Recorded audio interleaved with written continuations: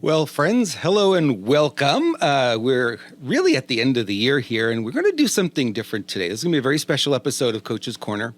For those of you who have been following my podcast, you know that over the years I've changed the focus of the podcast. I've been looking to do sort of more real-time stuff, and it really was a genesis that happened for me back in 2020.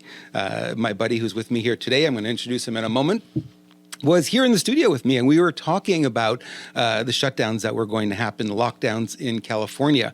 And we were both kind of like, what happened? You know, we didn't know what to do at that moment. It was kind of strange.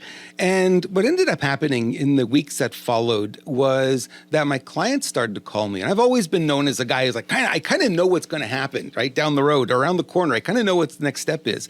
And they started to call me. And they were asking, Rob, what do we do? What do we do? How do we survive? What do we need to change? What do we need to do? So I decided that, okay, I need to find out these answers.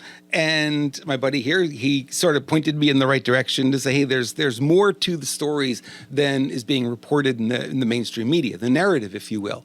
And that led me down the rabbit hole, which is kind of the entrance to the rabbit hole, if you will. I started to dig and dig and dig, and I started to find a lot of answers for my clients. And what I was doing early on back in 2020, sort of around April or so, I started to do a video a week for them, and I call it my update, my weekly update.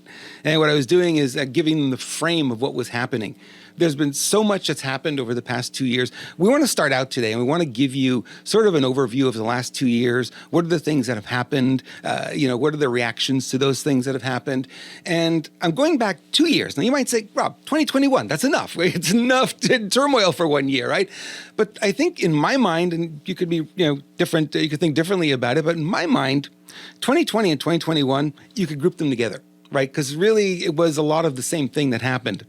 And it might have been more intense in 2021. It might have been different for you. But the elements of those 2 years, I think it just makes sense to combine those two. Let's go back to the beginning of what we're going to call the event, right? And we'll look at the event and look at all the things that have changed. And I had clients who asked me, it's like, Rob, when is it going to go back to 2019? When are we going to be? And it's like 6 months into this, I told them it's not going back. It's too far now. Once you go to a certain point, people don't even remember what it was like in 2019. I talked to clients today. Hey, do you remember what it was like in 2019? No, I don't. It's very different today, right? Things have changed so much that their attitudes are different, their approach to business is different, their customers are reacting differently. And we're going to cover a lot of that. We're going to go over it. This is going to be a longer podcast. And podcasts are usually short, like 15 minutes or so. This one's going to be a lot longer, and it's going to go a lot deeper. And I was thinking about doing this, and I was on a mastermind call. My friend here who's with me today kind of called me out and said, you have so much information, so much knowledge, that what I was going to do for my annual December 30th event didn't make sense this year, that we should do something a little bit different. So he was a catalyst to creating this, what you're watching right here, right now. And a lot went into it, weeks and weeks and weeks of planning and going back and forth and having phone calls and, shared notes and all the rest of it. And to kind of come up with strategies, solutions, ideas, things you can put into play to help you thrive when we're getting into this new year, 2022. I keep saying 2021 is the new year. I don't know why. It's like the year just went away, But no, we're going to 2022 and trying to keep it all in your mind and trying to keep it all straight and figure out what to do. There was somebody who gave me a great analogy. It's like being in the middle of the ocean in a rowboat. Right? And the waves are coming. You don't know where they're coming. But you're trying to survive, and the waves just keep coming and coming and coming. And that's, describes the situation for a lot of people. Now, I know there are a lot of people out there too who are oblivious, not paying attention to any of it. And they're just going business as usual. Well, it's hard to be business as usual in this frame. And what happened for me was when I started to get those calls from my clients, I realized, can't do business as usual. Things have changed too dramatically. So this is about that change. This is about lessons that we've learned. And the last part we're going to talk about are the solutions, the ideas, the strategies, the tactics that you can use going forward. Now, my special guest, I've been hiding him, right? If you've been watching if you looked at the title, you already know it's Mitch Axelrod, right? And I had the opportunity to choose from 20, 30, 40 different people I could have invited here. A lot of people emailed me and said, Rob, I'd love to be on your show. I'd love to be on your show. But I really thought about Mitch, and I said, you know what? Mitch is the one. And here's why Mitch is the one. Mitch is not the person who will look at the headlines and just accept them. He digs behind them. He wants to find out the reasons why. Just like me, I got to find out the reason why. I know that all news, all media today is headline news, right? Remember CNN used to have that headline news show and it used to be just the headlines and they would go on? It's really not that different today. You know, you think about any story that they're going to tell, they're going to try to tell a national, international story and the segment's 3 minutes. I can't even tell you my experience of going to Starbucks this morning in 3 minutes. How am I going to tell you an international story in 3 minutes, right? No matter how good I choose my words. So we're never getting the full story. And Mitch is one of those, and he and I talk a lot about that and going behind the scenes and digging a little bit deeper. We want to know the energies that are behind it. That gives us the opportunity to kind of see ahead, right? A lot of people are just kind of reacting to what's going on. We're trying to stay a step or two ahead of it and say, okay, this is what's going to happen. This is what's going to happen next. And we're going to bring that to you today in our own way, our own special way. And Mitch has got a lot of experience, a lot of value to bring. I'm so excited to have you here, Mitch. Thank you so much for joining us. Well, Robert, thank you. It's really a delight to be with everybody. And, I really feel honored. I'm kind of like a foil. I'm good at helping stimulate conversation. And what's really ironic is you refer back to that day in March last year, and we were together. We were sitting right over there having a conversation. We were going to shoot a video, and we both kind of came to the same conclusion that something's going on here. We don't know what it is, but we got to find out. And so I went back home and I wrote an article. I didn't publish it, about what I felt was happening. And for me, it was a strange twist of events because 12 days later, as you know, I had a stroke. And we'll be talking a little bit about what I experienced and how I was able to get through this time in a very unusual experience. By the way, I followed that stroke with 2 brain surgeries in 5 days. So my life got turned upside down. And I learned a lot. I like to come to everything in life with a beginner's mind because there's always something to learn.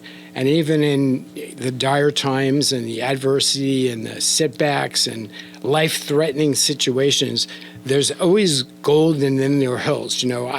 I've been called the Pied Piper of my family because I'm always looking for the silver lining. So I had a very unusual experience. You can tell by my speech. I got paralyzed. I lost my speech. I couldn't walk. I couldn't move my arm. So I had a whole different experience than a lot of people. But I think over the past 2 years, I think it's fair to say that we've all been traumatized to some degree. And part of what I want to talk about is hope, optimism, possibility, a little light in the world of darkness, because all you need is a sliver of light. And if you keep going to the light, you can kind of move away from the darkness. And so I am really thrilled to be here. We have lots of good stuff to share with you.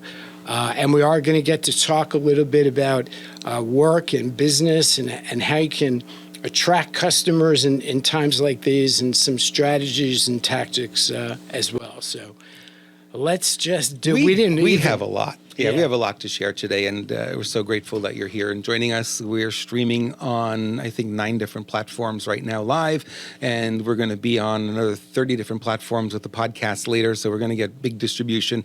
We're not just in the United States, we're overseas as well, so welcome our overseas viewers. I hope you're understanding our English.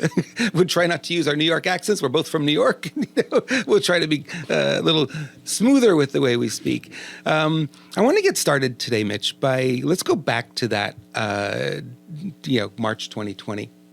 You and I were in the studio, and that was, I think, the day of or the day before Newsom signed the agreement, the mandate here in California, basically saying with the stroke of a pen, lock your business up before midnight tonight and don't come back until we tell you. Now, I got to say I was shocked, right?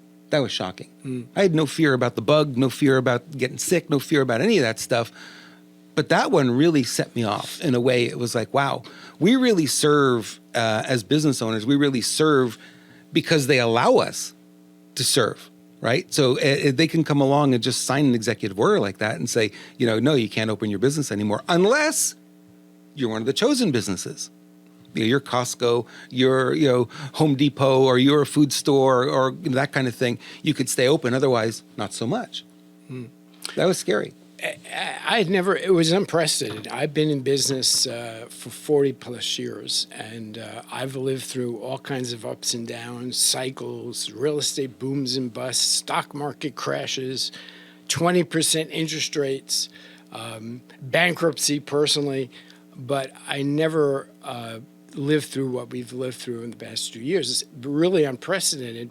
And when something like that happens, because there's no playbook, there's nothing to fall back on, you wonder, how do I respond? How do I react? All right.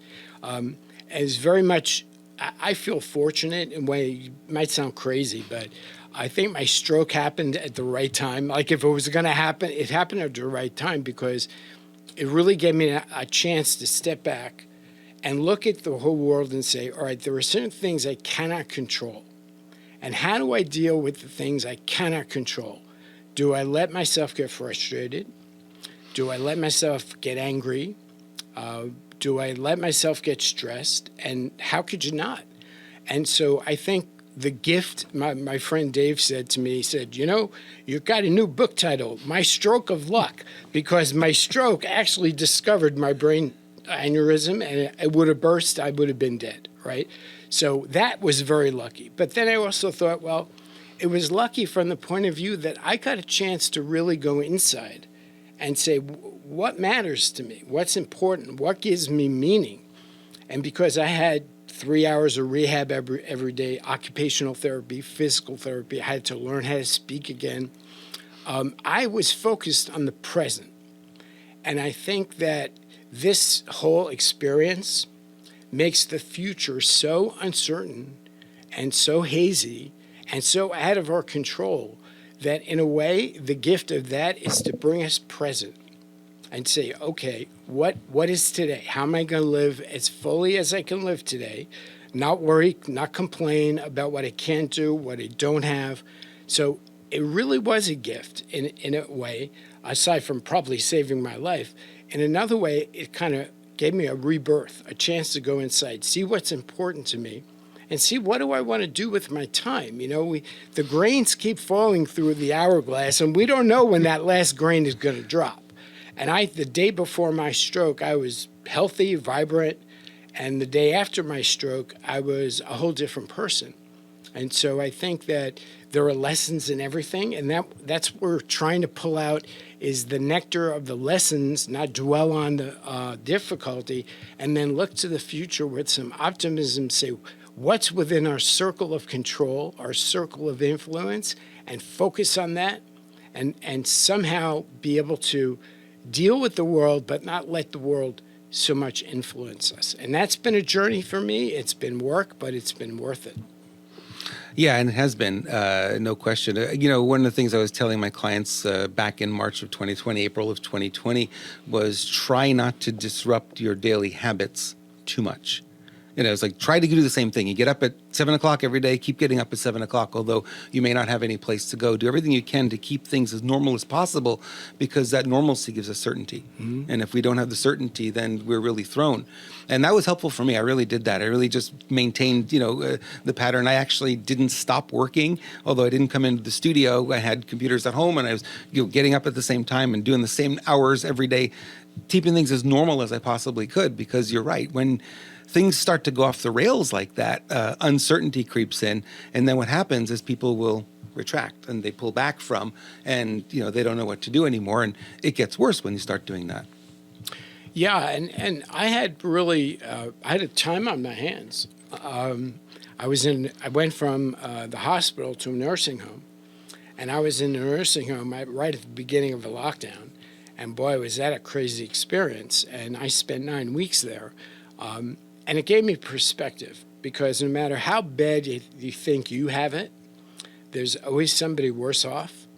And in the nursing home, the wheelchairs, people in the wheelchairs lined up outside the room. It was like parking lot of wheelchairs. And I was the only one. After 4 weeks, I got out of my wheelchair. I started walking. And I felt like as I walked down the hall, the level of empathy and compassion, it just welled up inside of me because I thought, here I am, I'm walking. I'm starting to talk again. And these people, some of them they just sit there like zombies. Other people were sad because we couldn't have any guests. Nobody could come see you, talk to you, hug you, hold your hand. So dealing with all the physical rehab, there was the mental.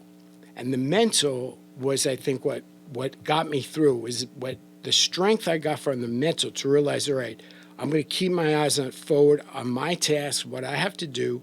I'm not going to let this sadness or disappointment or compassion hold me back. But it gave me a sense of no matter how bad you think you have it, I was healthy, except I had a stroke and I was paralyzed, but I was healthy. And I thought, wow, some of these people are not going to get out of here. And so I have this thing I just brought it with me. It's on my refrigerator. All right, I don't know if anybody could see this. It's a compassion exercise. And when I wake up in the morning, I go to drink my lemon water, and I pass the refrigerator, and this is the first thing I see. And what it reminds me to do, it reminds me to be compassionate with myself. That was probably the biggest lesson I had to learn, is to be patient with myself, to accept my situation, not be a victim, not complain. And then it says, just like me, this person, be compassionate to others. Just like me, this person is seeking happiness in his or her life. Just like me, this person is trying to avoid suffering in his or her life. Just like me, this person has known sadness, loneliness, and despair.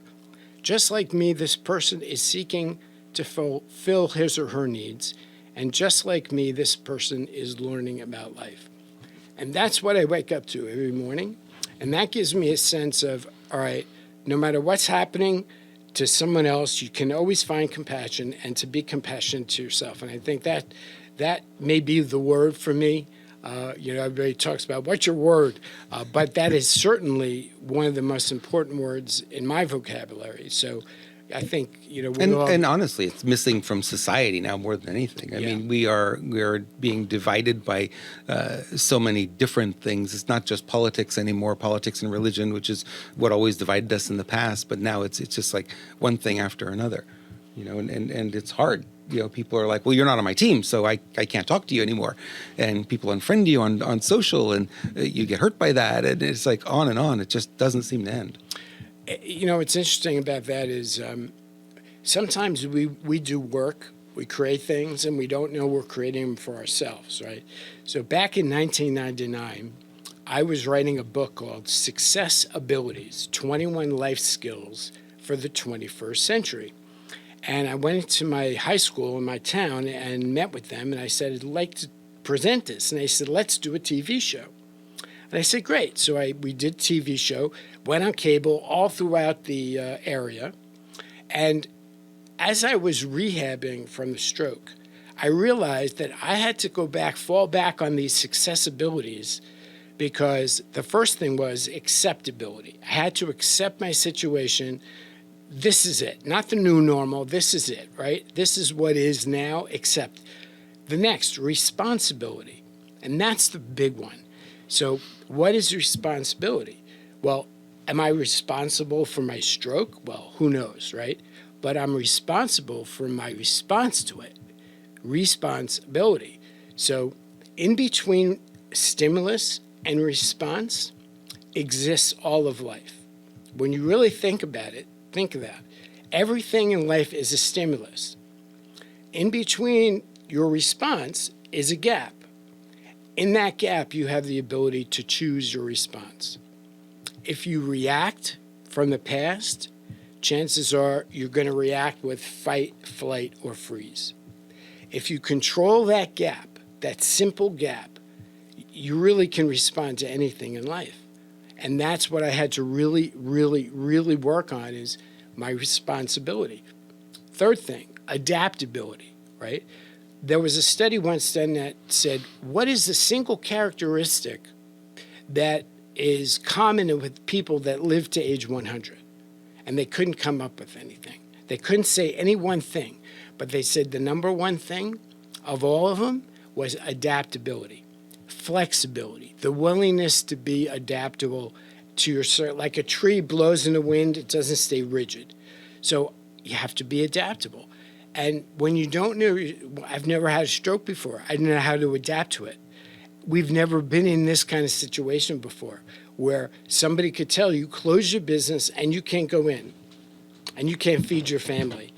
And so a lot of the things that I realized I had taught, I had to go back and rely on and actually get through the whole process. What were you talking about with your clients? If we go back to 2020, what kind of things were you sharing with them? Because I'm sure you were getting the calls I was getting, and people panicked and freaked out. And what do you mean I can't run my business? I can't feed my family. It was scary times. Well, sure. For self-employed people, people run businesses. Many businesses run on thin margins. And they have to be open every day in the accumulation of a month to make ends meet. I was very fortunate in that I'm in a business that could be remote, but think of all the people that serve us who had to be there live. And so when you look at it, the first thing I thought of, which, that's my nature because I go to like, what's wrong here? I thought, well, all these government employees that are getting paid and all the authorities who are telling us to shut our businesses, they shouldn't be paid either. Why should they be paid out of our tax money and while they tell us to close our? And I thought, that's not fair. That's un-American, right? Well, that brings us more division, right? That was another thing that they did, and they said, well, we're going to pick and choose the businesses that can stay open. Right. Right. They say $1 trillion of wealth, maybe more, was shifted upward. Mm-hmm. So Amazon and Costco and all the big businesses stayed open. They took out the little guys. And from what I gather, and nobody really has full statistics, but like 2 million businesses went under. Yeah. So you're talking about 20 million small businesses in America. 2 million of them went out of business. That's 10%. Never to come back. Never to come back. So how do those people adapt? They say, "Oh, learn to code." Huh. You look around and you say, "Where are the opportunities?" Well, I think more and more people are going to say, you know what? I am going to go out on my own. I'm going to have a side business. I'm going to make sure that I have some control over my income so that if by some chance the things that are out of my control happen, I'm not left in the lurch. And boy, if this doesn't really speak to having multiple streams of income, where if one is cut off, you can rely on something else. So I think it's been a convergence of a lot of what's happened over the last 20, 30 years. And it's going to take a lot of intestinal fortitude, mental strength, and physical acumen to get through this. And so that's why we're here. We're here to kind of give you some hope and optimism and real life strategies as well. I've always believed, that no matter what, it's the entrepreneurial crowd that pulls us out of all these things. We are the ones who innovate, and you saw that very clearly when everything was being shut down, how the entrepreneurs were still bubbling to the top. Zoom became a big thing, and we replaced in-person schooling, in-person learning. We replaced live events. We replaced so much of it with the technology that we have. It's always the entrepreneurial crowd that will find the answers. When government puts these regulations on, I just look at them as obstacles. They're just more obstacles. Okay, so we've got this obstacle. What do I still have available that hasn't been shut down yet? And I was advising my clients, in that direction and saying, okay, so the business you were doing and the way you were doing it doesn't work right now. There's too many obstacles in the way. You're not allowed to do it. So let's go look for what does work, what can work. And had a lot of businesses shift their focus and shift the way they were delivering products and services. Well, that's the nature of the entrepreneur. I remember when you said to me the French derivative of entrepreneur was undertaker, right? Yep. I thought, undertaker, really? But anybody who undertakes an endeavor is an entrepreneur. Mm-hmm. And the number one reason why people get into business for themselves is freedom. Freedom to direct and control their life, freedom to do what they think they want to do. So inherent in, certainly America, the ethos of freedom, and that's what drives me. I mean, my number one value is freedom of thought, freedom of bodily movement, freedom to go where I want, when I want. Nobody to tell me, you go stand in that corner, take your lunch at 12 o'clock. That's my nature. And when I feel like my freedom is starting to be infringed upon, that's worth fighting for. Because once you lose, the first thing they do, they try to take your mind. Now, we know, about mind control. But I think people are less observant of the subtle things that go on every day. So when you're backed into fear, you get to a point where it's easy to control how you think, what you think. And once you lose the capacity to think for yourself, then they go after your body. Because the reality is, if they want to break your spirit, and I say they, and this could be anybody, could be your next door neighbor, could be a family, could be a business competitor. In this sense, it's a larger they. They always go first for your mind, because they know if they can control your mind, then they can control your body and maybe control your spirit. And I feel there's an undercurrent. I really do feel there's a spiritual battle here, that there are people, they're purposely dividing us in tribal ways. And when we're reduced to that fear, we tend to be tribal. And so what's happening is we're descending into tribalism. And I don't mean we're out there beating each other up. I mean tribal from the point of view of, are you on my team or are you on the other team? All right. And everything is black and white. And so we're descending into that as opposed to rising into humanism. And the phrase that I quoted about 20 years ago that's been haunting me ever since, and I see it playing out, and that is, insanity and vanity are slowly destroying our humanity. Insanity and vanity. You look at things that are happening now, you can't say that they're sane. Vanity, people who make mistakes can't admit their mistakes, can't go back on it, can't adjust. And in the process, we're losing our humanity. And that's what frightens me the most of everything that's happening. So I'm out to save humanity from vanity and insanity. I hear you. Yeah. One thing that I learned from my mentor, Tony Robbins, way back when, it served me so well over the years, is that anytime you're faced with something that's very complex, and the things we're facing right now are extremely complex, one of the things you need to do is you need to run them through the common sense filter, right? So you look at this piece and this piece and this piece, and you go, well, this doesn't make sense. Things don't add up, right? That's the kind of phrase we've been using for many years. Like, this doesn't add up. This doesn't add up. Well, if it doesn't add up, then one of two things are happening. You're being lied to, or number two, you don't have enough information to know how they're linked together. And that's what's been driving me really to look deeper into the issues, to really see, okay, they're telling me this is what I'm hearing over here. And then somebody might be telling me this over here, and these two don't align at all. So their truth, maybe there's a little bit here, there's a little bit there. That means I've got to do a little bit of work. I got to dig and find out. And believe me, it's not easy to do that. I mean, you have so many different sources of information coming at you. It's difficult to figure out what's true and what's not true. And the average person is not going to figure it out. Forget it. We spend way too much time, trying to decipher all of this stuff. But always run it through the common sense filter. You have common sense. We can be discerning creatures. We don't exercise that muscle very much. We're not very discerning sometimes. We just accept what is and move on rather than asking questions. And I've been asking a lot of questions over the past few years and getting answers that sometimes I don't want to hear. But at least I'm aware enough to know that, this isn't what I want it to be. Okay, what's left? What else can I do? How can I get around it? How can I work through it? How can I deal with it as it comes to fruition? So that's a tool that, if you've never thought of it that way, Tony Robbins used to have a flip chart on one side of the stage. And he would be explaining something, psychology, whatever, and they'd run over to the side and he said, now we're in the common sense corner. And he would write down what the common sense was. This makes sense, this makes sense. I was like, oh yeah, okay. That's a powerful tool that is so useful for guiding us through the crazy that we're living through these days. And I think we definitely need tools. without a doubt. One thing that comes up for me in this whole experience is like how fear can take hold of you, right?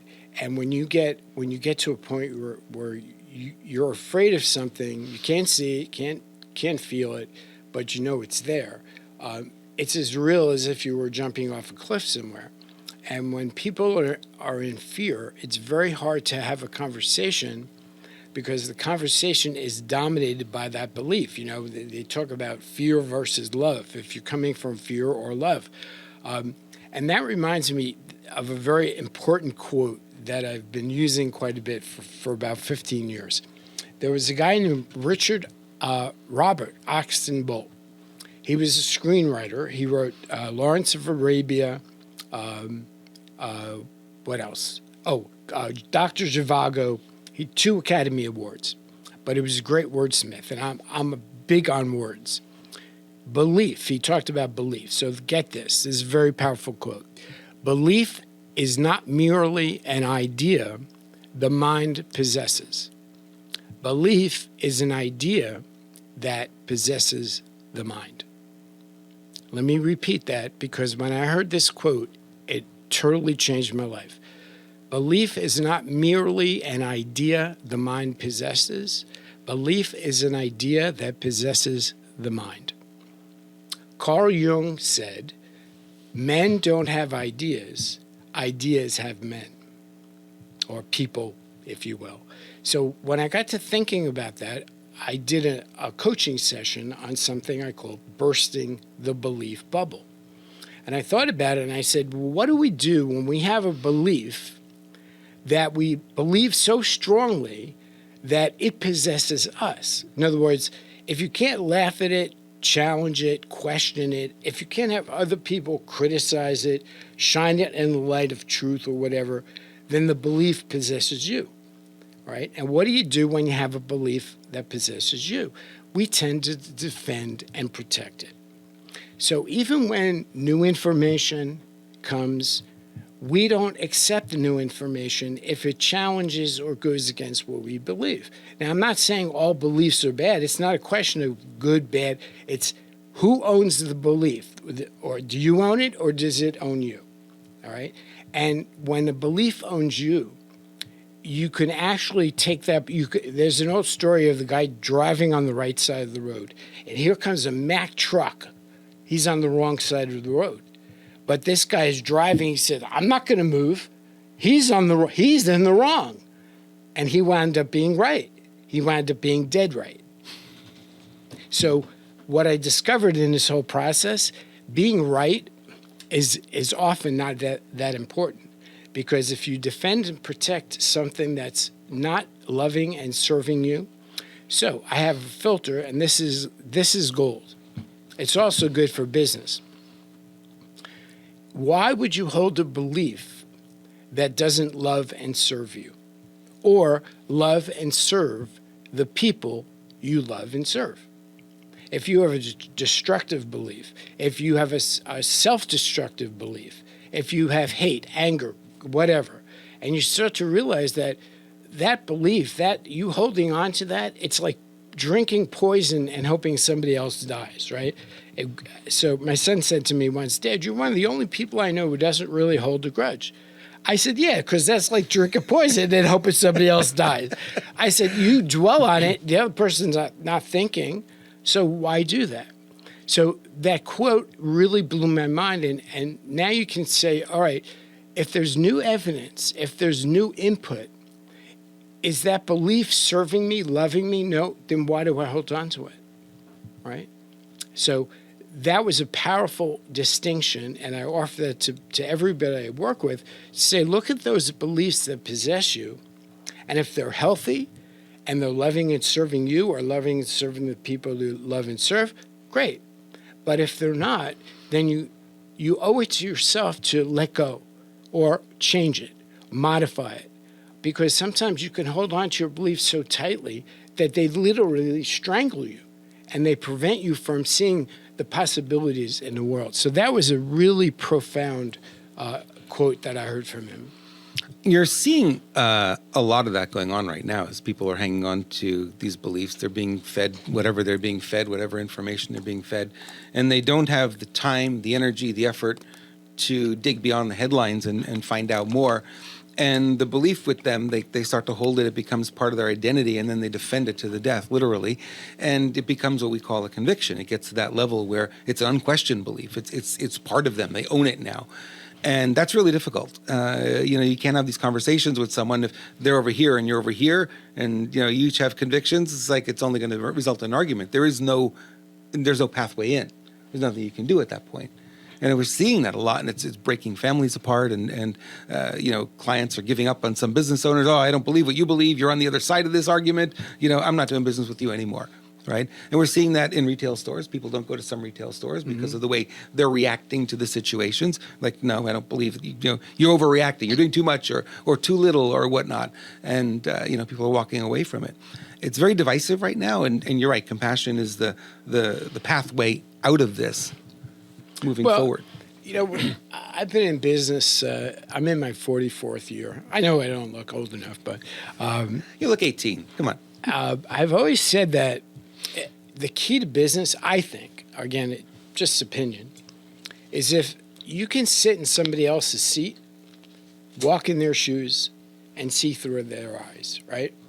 So I try to put myself in other people. Now, let's face it, I'm human too, and I'm prone to all the human emotions like everybody else. The thing is that when you get control of your mind and your emotions, you no longer let them rule you and move you and direct you. It's the same thing with emotion like belief. Is the emotion, are you controlling the emotion or is the emotion controlling you? And so it's hard to have a conversation if one of the two parties in the conversation is unwilling to switch seats. By the way, I call this the new game of negotiation. Because really, if you look at negotiation, the old game, I call it, of negotiation was, obviously, I'll shoot high, you shoot low, and then somehow we compromise and meet in the middle. But the new game thinking is, no, let's maximize. Let's see what's the highest and best for both parties, and let's shoot for it. Now, how do you get there? Well, you have to switch seats. If you're willing to sit in my seat and advocate for me, what's best for me, and I'm willing to sit in your seat and advocate for what's best for you, when we get back into our own seats, we have a much better chance of getting to that highest and best than if we're haggling over getting our way, so to speak. And that changes the context of the conversation. So I believe that it's very easy to neutralize the difficulties between parties if you say, you know what, I'm going to sit in your seat. I want to see the world through your eyes. I want to somehow get inside your head. And I may not agree, or it may be 180 degrees opposite of how I believe or think, but I want to honor you. I don't see that happening today. I see people getting more entrenched in their own seat. Yes, absolutely. And rather than, walking to the middle ground and making the first gesture, they wait and they wait and they wait to see if that's an ally. Are you a member? So are you part of our group or not? We've reduced our conversation. We've become tribal. That's it. We've really become tribal. That's it. Yeah. And that's the whole thing, is that as we elevate our interactions, our relationships, our conversation above ideology and get to real practical common sense solutions, and then ultimately to a level of humanity, then it's at that point that we'll transcend the differences and realize that at heart we're all human. We're all human. And that's really, I think, a big part of my work going forward is to try to bridge that divide, to find a way for people to be willing to hear an opposing point of view, accept it. You don't have to live it, but acknowledge it. Don't agree with me. Yeah, it's okay. We can agree to disagree. Yeah, absolutely. And then we can go out and and have dinner, have a beer, be social, and so it'd be nice to see us evolve. You know, back one to of the that. guys on our mastermind, John, he knows I'm on one side and he's on the other side, and he's like, you're polar opposite from me. And he reached out and he said, you know what? I'd love to have beer with you, or I'd love to, get on a Zoom call and have a chat and understand your point of view. And I said, great, that'd be great. I'd love to understand your point of view as well. And I think that's how we grow. And if we don't do that, that's where the problems are. When you don't try to understand the other side of it. It's not that you're right, I'm wrong, I'm right, you're wrong. It's like we try to make everything black and white, and we forget that there's a whole spectrum of millions and millions of colors in between. And every time we try to make it black or white, we're missing out. We simplify it too much, and then there's a lot more richness to life than just that. Well, on that subject, if you look at black and white, it can only be. But when you elevate the conversation, it's like a kaleidoscope of color, and from my vantage point, I'm not so interested in being right. As a matter of fact, I said the first thing I had to do after my stroke was heal my body and hold my mind. The second thing I did was I dived deep into the ocean, all right, because I want to know what's going on. I had time on my hands. And what I realized is that people can get righteous about a point of view, all right? And then if anything that challenges that point of view, it starts to challenge their identity. So if your identity and your point of view, your belief are too closely aligned, like who you are is not what you do, is not what you think. They're all three parts of you. There's the thinking, the mind, what you do, your body, and then there's the spirit, which is the unique you. All right, I call it soul, role, and goal. And when you start to realize that, well, in the arena of goal, everything is it's goal or no goal. And so if you just elevate that conversation to beyond black and white, either or, now you start to realize there's a world of possibilities.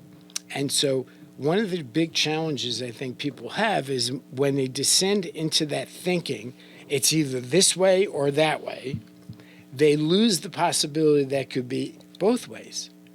It could be and. So if you're in an or frame, you're going to pick one side or the other. If you're in an and frame, you can find commonality.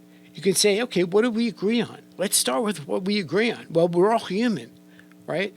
We're challenged with the very same things that other people, and start from a higher level of conversation so that when we get down to ideology, which is black and white, you can say, okay, I can respect your ideology. I can still love you. I could still serve you.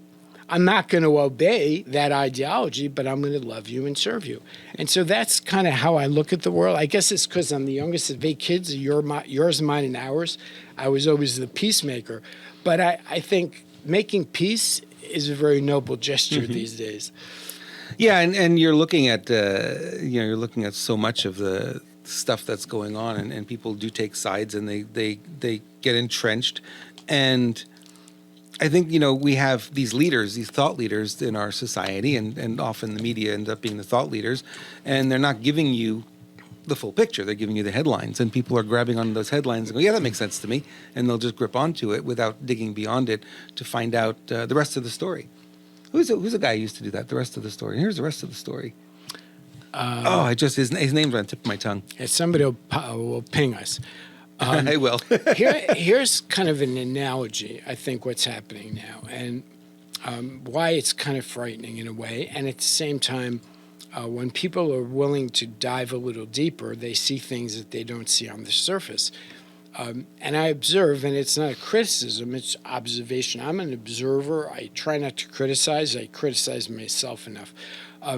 I observe that the world was swimming on the surface of life.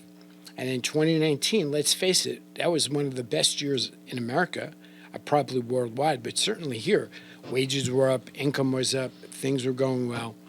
And then all of a sudden, down below the surface, as you dove down, which I did, you realize that there are dark forces down there that are affecting what's happening on the surface. But you don't realize it if you're swimming on the surface, because until it bubbles up, it doesn't affect the surface. It stays deep below. Well, what I found as I went down, not too deep, is that there were people controlling certain forces that were dictating whether or not we could do certain things, and they didn't necessarily have our best interest at heart. And I didn't want to get into a long conversation with people about it, because when you're swimming on the surface, if I'm coming up from deep, I can't come up too fast. I get the bends, right? And if I appear out of nowhere and I grab you and I take you down, like that shark, the movie, you're going to panic and you're going to flail. You have to go down little by little. Now, I'm a deep diver. That's just my nature. When I hook onto something that I'm interested in, or I find curious or fascinating or counter to my instinct, I want to know what's going on. So I dive in and go as deep as I can until my ears pop, and they come back up and they go back down. And so when you're down there, you realize that there are things that you can't say to the people on the surface, because they're not either ready to hear it, they don't want to hear it. And what right do I have to impose my views on somebody who is not open to hearing them? You get to the point where you have to wait for them to ask. And when they ask, like I started asking and you started sharing stuff, and I was like, oh, okay, I didn't know this was here. I didn't know that existed. And I found a whole new world of, looking for news and looking for information that, is not on the surface, is not something you would see unless you're a seeker, unless you go look for it. Well, and I like answers, but I'm bigger on questions, right? Because the questions, life is in the questions. Once you have the answer, you kind of wrap it up and you put it away and you think you got the answer and you move on. I'm always questioning. I'm even questioning the answers, right? And so what I started to realize is that the answers I was getting back, I really didn't like. And so it took me a long time to process, and I realized, my goodness, I can't just dump all this stuff on people. I have to respect their space, respect their place in life. And so I turned my attention to helping people to see how it pertained to their own life, what decisions they make. And when you think about it, as I mentioned before, stimulus, response. All of life is really in controlling that decision gap. And if you're in fear, you're going to react. And when you react, you're not like a truck is coming down the road and jump out of the way. You react, you freeze, all right? That happens. You flight, meaning you go away. Or what else? You fight. So one of those three things. So when you look around, you see people fighting with their family members, fighting in physical spaces, fighting on the street, And I say, what's causing that? Tremendous fear. Fear, they don't know how to direct it. Rather than direct it to conversation, investigation, finding out, talking to people, they direct it in an unhealthy way. And that's something I think I've seen way too much of. That disturbs me, that people would feel it's okay to attack somebody. It's okay to go into a store and rob the store. In fact, there was an article about how many major chains are closing stores like crazy because they can't handle the looting, the destruction. Well, yeah, they can't lose that much inventory. They're paying for that inventory, and just because it gets stolen doesn't mean... Yeah, it doesn't get paid for. So it's almost as if there's a sort of civilization breakdown, and that's got to really stop. And the way it stops is, I think, having people do things like what we're doing, talking about it, talking with each other about it, finding what's common, agreeing to disagree, all right, and somehow getting support. One of the biggest things, the successabilities, if you will, supportability. When you're locked in and confined to your home, and I live alone, so I went through this whole process pretty by myself. You start to get crazy with your thoughts. And so it's very important to be supportable. And many of us are great. I'm great at being supportive. Not so great at being supportable. So I had to learn to rely on my therapists, my doctors, my nurses, my aides. All right. I had to realize that, okay, this is my team now. I'm going to let them help me get well, get healed. I think right now, all of us would do well to seek out people that can support you, not agree with you, but support you and help you get through this. The worst thing that you could do is go through this alone, and it's showing in the stress and the depression and everything showing Well, up. people are really struggling with the isolation. Like, I was talking to family members, and you could see it on their faces how much they struggle with it. I remember nobody could come visit in the nursing home, but one woman had her son, an older son. She was about 65, 70. Every morning he was outside her window because when I walked, I could eventually walk around the place. And every morning I would see him outside, and he was the only visitor. And that place had about 80 beds, right? So there were like 79 people, including myself, that didn't have a single visitor for the length of their stay. Now, it's hard enough to get well, to heal in that kind of condition. But when you don't have support, when you don't have people to visit, to talk to hug you, to hold you, just to sit with you, you can get really lonely really fast. And I think and then your mind takes over. Right. Yeah, and that's why you got to control this thing up here. You got to. Because it'll run wild on you.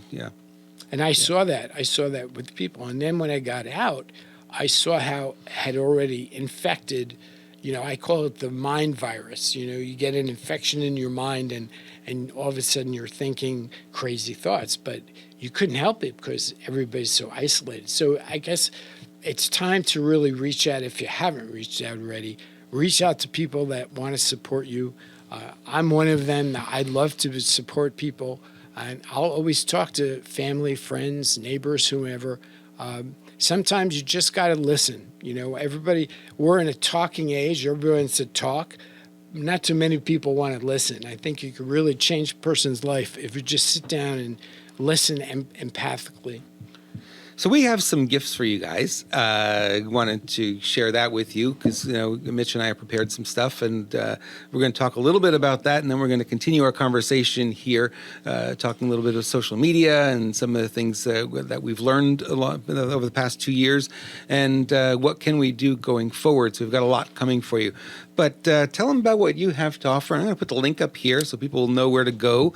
They can go collect their gifts. There it is, crushit22.com/gifts. Yeah, mine is kind of a business-oriented gift, although it's useful for anybody. I'm giving away essentially a special report called the Ultimate Profit Model on how you can turn profit in your business. And I recorded about a 19-minute video. In fact, I remember recording that video right here. And that's basically how to attract, qualify, convert customers, what I call the new game of selling, and then how to keep, multiply, and reactivate your customers. I call that the new game of service. So if you go there, and then you can fill out an intake form, and I'll look at the intake form, and I'll actually give you a complimentary second opinion on your business. So if you go to the link that Robert gives you, you can download all that stuff and watch the goodies at the site there. Fantastic. That's a great gift. I'm offering a free 44-minute strategy session for business owners who are looking to really figure out what to do, with all the changes that we're facing and all the dynamics that are going to be shifting going forward. I was listening to some feeds this morning and hearing some of the things that we're going to be faced with come January, and it makes your head spin sometimes. If you're looking for help with that, if you're looking for help with your marketing, if you're looking for help with, trying to figure out, your best strategies, where should you put your energy, where should you put your money as far as advertising goes, we can talk about it during our free 44-minute strategy session. There's no charge for it. Obviously, it's free, and I'd be grateful to have an opportunity to chat with you about your business and help you out. So just go to crushit22.com/gifts, and you'll be able to find that information there. Just sign up, put your email in, and then follow through, and you'll get on the page, and then you can actually schedule your session with me. Now, here's the thing. I've only got room for 25. So once we get to 25, I have to cut it off because obviously I can't spend all that time on the phone. So 25 is the number. And when we get to 25 people, I'll have to cut it off. But crush it.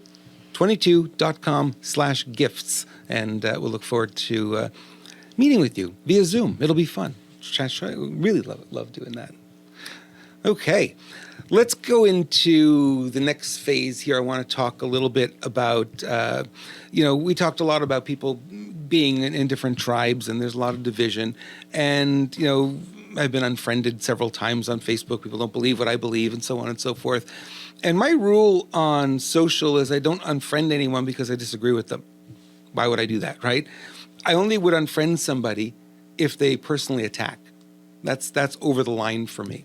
And I think we need to learn to do that. It's just because we disagree with somebody, we may be able to learn something from them. I'm not saying you will, but there's an opportunity there that you leave that door open. So I'll post things on Facebook, for instance, and people will, criticize, and I don't believe that, and that's wrong, and they'll say all those things. I leave all those posts there. I let them, speak their mind. It's important to do that. And I see a lot of other people not doing that. As soon as they get any kind of disagreement, unfriend, or unfollow. That's a strange strategy. I don't really play by those rules. I prefer to have more friends and have a vibrance of opinions, because what will end up happening after a while, if you do that, you'll end up in an echo chamber, and all your friends are going to be saying and believing the same thing, and then you're really deep into your tribe, and then you don't really know what's going on over there, right? So imagine, for instance, there was no internet and there was no television. And, Europe was very different. It was very different in London, right? That city was way over there, and it's very different. We had no idea about it. And you take a plane, and you'd go over there. It would be culture shock, right? What are these people? They speak English, kind of, but it's weird. I've never heard it before, right? And that's what ends up happening if we stay too deeply in our tribe. So what I encourage people to do is not to do that, is try to have some other points of view. Doesn't mean you have to change yours, but just have some other points of view so you understand where the other people are thinking and where they're going, what they're believing. Helps a lot. Yeah, I'm reminded, I'm a big fan of the Four Agreements. I'm sure a lot of people who are watching this have read the Four Agreements. Don Miguel Ruiz, I had the chance to be with him for an afternoon. A very sweet man. And the first agreement is to be impeccable with your word. And I feel like that is the right first agreement, because when you come right down to it, words have power. And, Mark Twain said the difference between the right word and the almost right word is the difference between lightning and a lightning bug. So picking the right word, choosing your words carefully. And when we're in that frenzied state, we have a tendency to lash out, and we're not careful with our words. And sometimes you wish you could take it back, and we all face that. But I think it's very important at this stage of the game, with everything that's going on, is to be careful with your words. You may not intend the words to sting. It may be just an opinion. Sometimes it's not what you say, it's how you say it. And as I learned raising a child, it's very often what you look like when you're saying it. If you look happy, you can say something. If you look stern, mad. So the word is very important. And I think it's important to pick words that you want to embody. That's why, for me, words like compassion, simplicity, right? The first 5 words in my book, The New Game is Selling, are simplicity is the ultimate sophistication. Leonardo da Vinci. So if you can make things simple, if you can simplify things so people can understand it, it's easier to communicate rather than getting to a long-winded, complex, complicated. So I always look to make things simple. And the other agreement, which was actually the 5th agreement, his son wrote the book, is listen, but be skeptical, right? And so I like to listen. I like to listen to what people say, what they're thinking, what they're feeling. But I am skeptical. And it's not just because I lived 40 years in New Jersey. And we're all skeptical out there. But in today's world, one of my clients said to me, Mitch, people talk about building trust as being critical, of course. He said, but the reality today is you have to remove distrust. There's so much distrust distrust in our institutions, distrust in our experts. It used to be you look to the expert and you say, you got to trust him. And you say, could the expert be wrong? How could he be wrong? He's an authority. Well, I learned in the process of this journey of mine that autonomy is a higher value than authority. And to me, autonomy is freedom, is the highest value. So I question authority. Now, it may be because my father was NYPD. I always questioned authority. He said, do something. I said, why? Right? And he got really mad, but he understood. And to me, it's like, don't tell me what to do, all right? Help me understand what's in my best interest to do. So just by way of your title or your position doesn't give you authority over my autonomy. And that's part of what I see happening today is many people, especially our generation, were brought up to respect authority, value authority, believe in the authority. I happen to be 180 degrees the opposite. I always questioned authority. And that worked very well for me because sometimes people with authority, they may have authority in name or title, but they don't have moral authority. And so if you elevate your autonomy and say, I'm not going to let any authority violate my autonomy. I own my mind, I own my body, and I am my soul. And nobody's going to take that from me. And that is, I get almost defiant about that. Because if I give up my mind to somebody or something or a belief, if I give up my body to somebody telling me what I have to take or don't, then isn't that the fastest way to break my spirit? It is. And so I'm not going to allow anybody to break my spirit. I've been through a stroke, 2 brain surgeries, nursing home, 200 rehab sessions. I'm not going to let some authority break my spirit. So how do I prevent that? I control my mind and I own my body. And I think that has been something that's worked for me so far. We'll see how it works out in the future. Yeah, it's interesting that we've always known that our leaders have clay feet. I think that was the saying, right? Our leaders have clay feet made of clay. I think is the way that it was stated, and I think we're seeing that now in a way that I never expected to see it. You get close to, it was always for me musicians, right, in the 80s and MTV and such. And the song is so great and so wonderful. And then you look at the musicians, you go, I wouldn't hang out with that person, right? It was always my experience. I really stopped watching music videos because I started to hate music. It really just caused that for me. And you would see it sometimes in our industry, the speaking community. You would see some speakers that, come up on stage and they do their presentation. You think, wow, they're the most amazing thing ever. They're so kind and everything. And they're backstage yelling and cursing out their staff. And it's like, okay, they're not who we thought they were.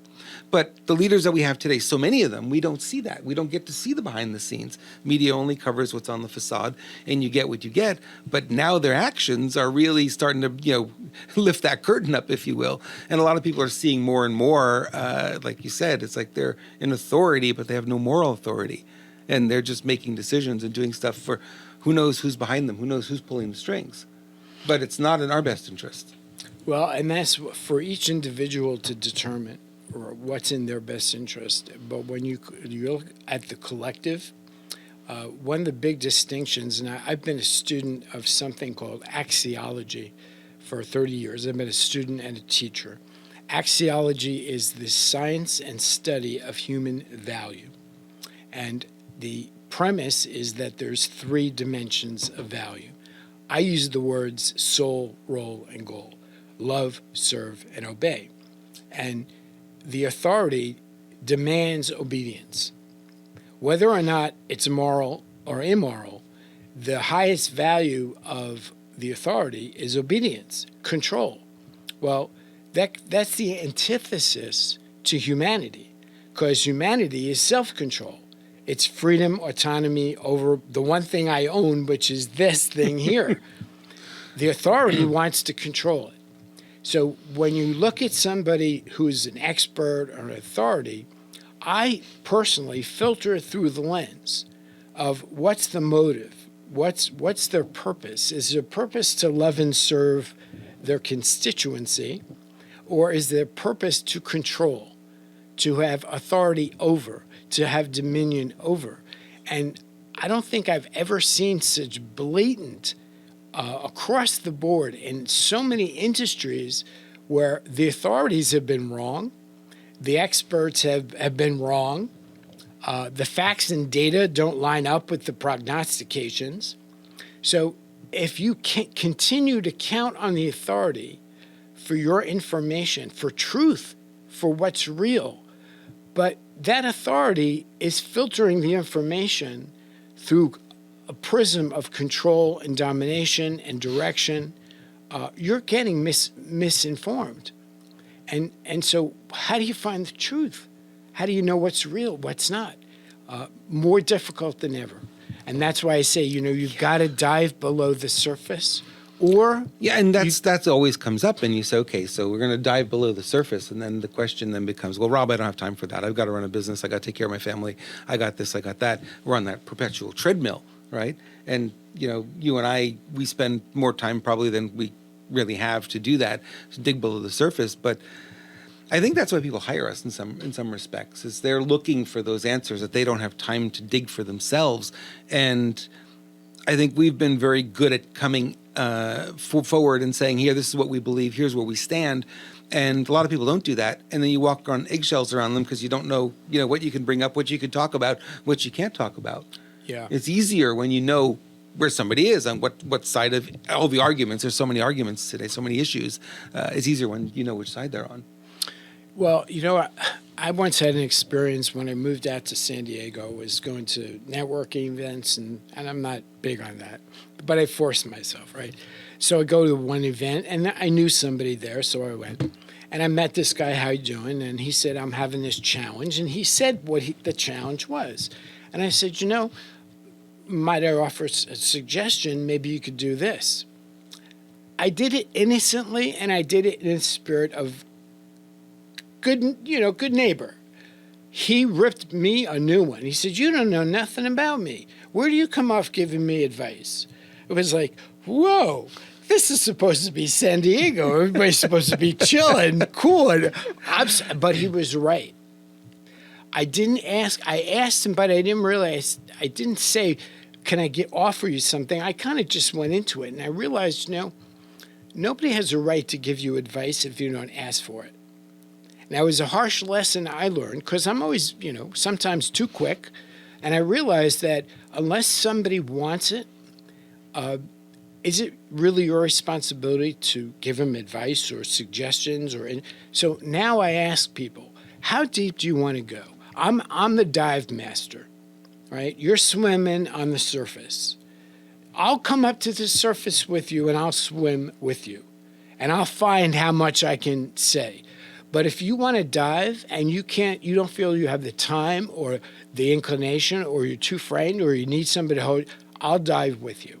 And we'll go at your speed. So if you want to go one level down, 10 feet, we'll look at what's around you at 10 feet. If you want to go into deep waters, I'll go with you. But just prepared. And this isn't anything. This is in business, in life, in conversation, and with your family. I think a lot of issues between people is a breakdown of communication. So you're not getting agreement. Like, do we agree that you want to go down 10 feet? Okay, good. Let's go down 10 feet. No. I want to stay on the surface. All right. So I learned a harsh lesson, but it was a good lesson, that it's best to ask people, how deep you want to go here? What do you really want to know? Yep. And are you prepared to find out things that may blow your worldview?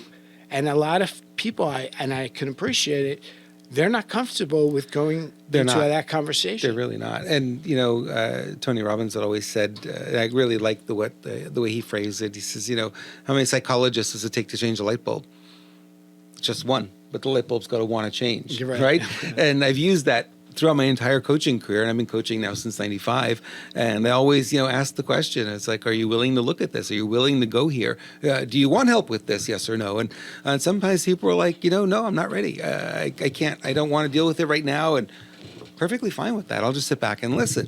And that's one of the skills you have to have in life, is you be a good listener and not always be the one talking. So when I do a lot of the coaching work that I do, it's like they're talking more than I am. I'm asking questions, I'm learning from them, and then I let them do the talking, and I usually figure out pretty quickly where they need the help to move forward. And, we need to do that more as a society, because we're all yelling and screaming. This is my opinion, blah, blah, blah, blah, blah. And the other side's not receiving it anymore. We're not listening to each other anymore. We've tuned it all out. Stop. It's like, this is what we're doing. And then I think what it causes us to dig in deeper.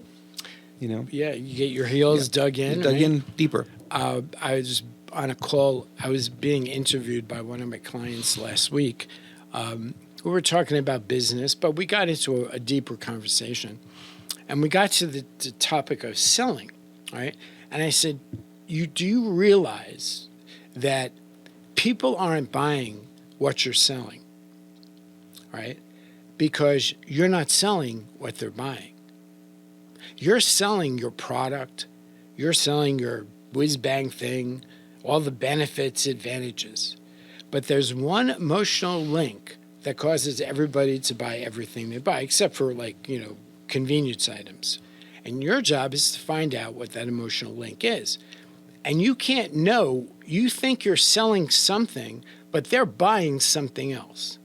And until you ask all your clients, and this is gold here for you in business, the one question, $1 million question, why did you buy from us? Why did you do business with us? When you ask that question, you find out things that you would never know if you don't ask the question. I asked that question to a client in 1993. I was consulting, training big companies. I was 5 years into the game. I said, you have consultants coming in here all day long. Why did you hire me? He said, Mitch, you are the first guy that came in here and said, hey, break down the walls between marketing, sales, and service. Start talking to each other and realize that it's one holistic process and you should be working together. And then he said, and because of that, we're better able to attract, convert, and keep customers. I said, I could kiss you. Can I use that? He said, absolutely. See, because I think in terms of my products and seller speak. And when he said that to me, it was like the golden goose. So when people say, Mitch, what do you do? I say, my clients tell me. I'm really good at helping them attract, convert, and keep more customers. Which of those would you like to do better? And I got that from a client. I may have come up with it, but the words rang so true. And until you know what they're buying, you don't know what you're selling. And the only way to know what they're buying is to ask them, what did they buy and why did they buy it?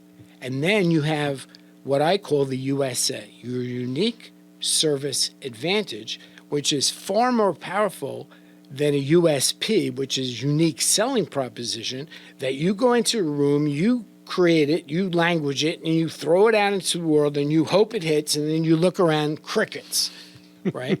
Why? Are they running to the back of the room? Are they buying? Yeah. Are they going there? Yeah. And so what I found was if you really want to know what you do, you have to ask the people that are buying what it is you offer and get that language from them. So it changes your whole marketing, it changes your language, and it even changes your value proposition. So going forward, as we're looking into the new sphere that is 2022, we're close. We're a day away from that happening. If you're looking at everything that's happened over the last 2 years, all the challenges and the changes and the new direction, the clients changing their buying behaviors and all the rest of that. If you were to pick one thing to focus on for a business owner, what should they be focused on going forward? Well, if you're an existing business owner, Yeah. hands down your clients, your customers. Be thankful, first of all, you're still in business, Yes. right? Yeah. I'm not a marketer, really. I never liked marketing. It wasn't my gig, but I love service. And one of the secrets of our success, and I've been able to help companies, entrepreneurs. I've trained 1 million people, literally live, face to face, or on virtually like this. If you see service as a product and you put your focus on serving people, delivering, loving, and serving people, you would be surprised at how your existing customers, past customers, can resurrect a business even when it's dying. And most of us, depending upon our business, unless we're retail where we have repeat customers coming in, we're looking for the next new one, right? So as you got a customer, on to the next new one. But every customer has very deep potential. They call it in business the lifetime value of a customer. So my business was always, I want to serve first.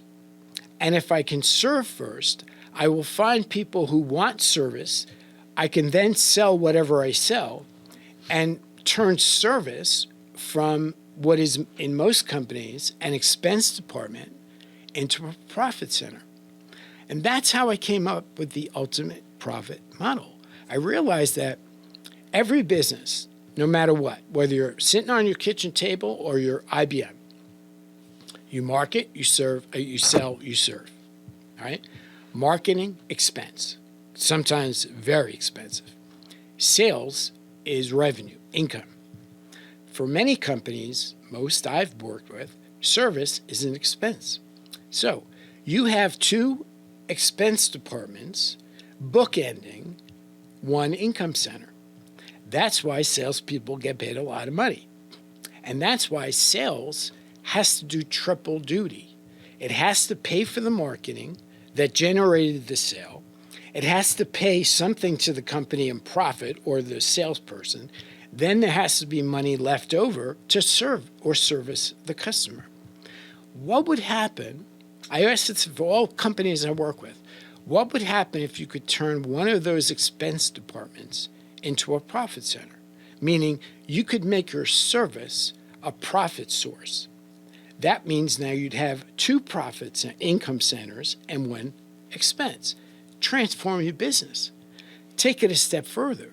What if you get 40, 50, 60, 70% of your new business, new income from your existing customers? What would happen to your marketing? You'd have to spend less. The compound effect of two income centers, one expense, and then reducing the expense of marketing and turning it into income and service can absolutely transform any business, assuming you have customers. All right? So that's where I would focus. I would focus on what can we do for our customers, our past customers, engage them in a conversation, ask them why they bought from you, what more do you need, how can we serve you better in the future?